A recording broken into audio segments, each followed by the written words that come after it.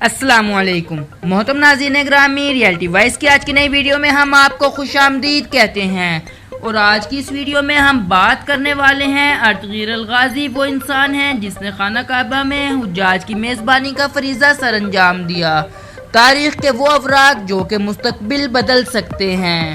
محترم ناظرین گرامی، ارطغرل الغازی ترکی کا بنایا ہوا وہ ڈرامہ ہے جس کو پسند کرنے والے دنیا بھر میں موجود ہیں اور انہی میں سے ایک پاکستان کے وزیر اعظم عمران خان بھی ہیں، جو کہ اس ڈرامے سے اس حد تک متاثر ہوئے کہ انہوں نے سرکاری ٹیلی ویژن کو یہ ہدایت جاری کی کہ اس ڈرامے کو اردو میں ڈب کر کے دکھایا جائے تاکہ پاکستانی بھی اس ڈرامے سے ملنے والے سبق سے فائدہ اٹھا سکیں۔ اس سبق سے پاکستانی فائدہ کیسے اٹھا سکتے ہیں اس کے بارے میں ہم آگے چل کے بتائیں گے۔ اس سے قبل مختصر آپ کے سامنے اس کی کہانی رکھتے ہیں تاکہ آپ اس کے بارے میں جان سکیں۔ ارطغرل الغازی کی مختصر کہانی۔ یہ کہانی در حقیقت 13ویں صدی کی کہانی ہے۔ اس کہانی کا آغاز اس وقت سے ہوتا ہے جبکہ چنگیز خان ایک مضبوط حکمران کے طور پر منگولوں کی فوج کے ساتھ وسطی ایشیا کے علاقوں پر بار بار حملہ کر کے ان کو تاراج کر رہا تھا اور اسی دوران ان کا دائرہ اختیار خوارزم تک پھیل چکا تھا، جہاں پر انہوں نے سلجوقی حکومت کو بھی تاراج کر کے اس کا خاتمہ کر دیا۔ دیگر بہت سارے قبائل کی طرح کائی قبیلہ بھی اپنی جان بچا کر بھاگا اور ان کا رخ ترکی کی جانب تھا۔ یہ قبیلہ جس کی سربراہ کا نام سلمان شاہ تھا تقریباً 400 گھرانوں پر مشتمل تھا۔ سلمان شاہ کے 4 بیٹے تھے جس میں سے اس کے تیسرے بیٹے کا نام ارطغرل تھا۔ وہ اس کے اوپر یہ ڈرامہ بنایا گیا ہے۔ اس وقت میں مسلمانوں اور عیسائیوں کے درمیان بھی صلیبی معرکہ آرائی جاری تھی۔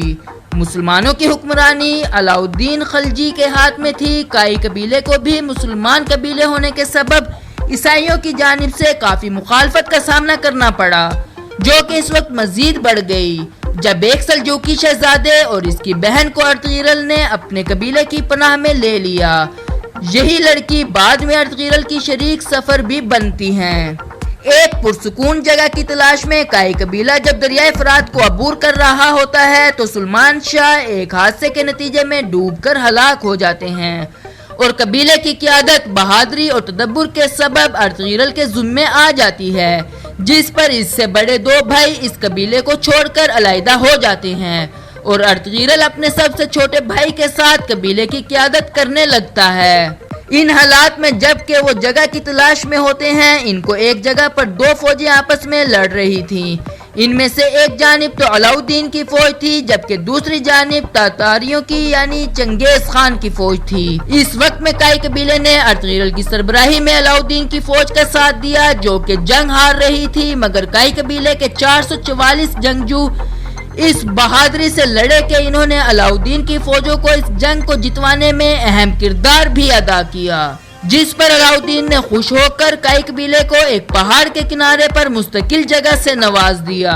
سلجوقی شہزادی حلیمہ خاتون کے ساتھ شادی کے نتیجے میں اللہ نے ارطغرل کو 4 بیٹوں سے نوازا، جس میں سب سے چھوٹا بیٹا عثمان اول ہی وہ انسان تھا جس نے اپنے والد کی فتوحات کا سلسلہ آگے بڑھاتے ہوئے سلطنت عثمانیہ کی بنیاد رکھی، جو کہ دنیا کے 3 بڑے اعظموں پر قائم تھی۔ اس موقع پر ایک خواب بھی بہت اہمیت رکھتا ہے، جس کے حوالے سے کچھ تاریخ دانوں کا یہ خیال ہے کہ یہ خواب ارطغرل الغازی نے دیکھا تھا، جبکہ کچھ لوگوں کا یہ ماننا تھا کہ یہ خواب عثمان اول نے دیکھا تھا۔ اس خواب کے مطابق ایک چاند ہے جس میں سے ایک درخت نکلتا ہے اور اس درخت سے جو شاخیں نکلتی ہیں وہ دنیا کے 4 بڑے پہاڑوں اور 4 بڑے دریاؤں تک پھیل جاتی ہیں۔ علماء نے اس خواب کی تعبیر یہی بتائی ہے کہ یہ لوگ دنیا پر حکمرانی کریں گے اور سلطنت عثمانیہ کی صورت میں ایسا ہی ہوا۔ ان کے خاندان نے خلافت عثمانیہ کی صورت میں دنیا پر 650 سال تک حکومت کی۔ اس دوران ان کی زیر سایہ دنیا کے 40 بڑے ممالک تھے جن پر ان کا ہی سکہ چلتا تھا۔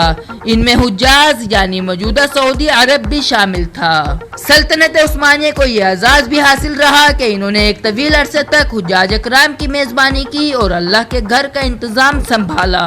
موجودہ دور حالات میں ارطغرل کی اہمیت۔ پہلی جنگ عظیم کے بعد سلطنت عثمانیہ اپنے حکمرانوں کی عیاشیوں کے سبب کمزور ہو گئی تھی اور اس کے لیے اپنا وجود ترکی میں بھی بچانا دشوار ہو گیا تھا۔ इस वक्त सन 1923 में तुर्की ने बैनुल अक़वामी बरादरी के साथ एक मुआहिदा किया जो कि स्विट्जरलैंड के मुकाम पर हुआ।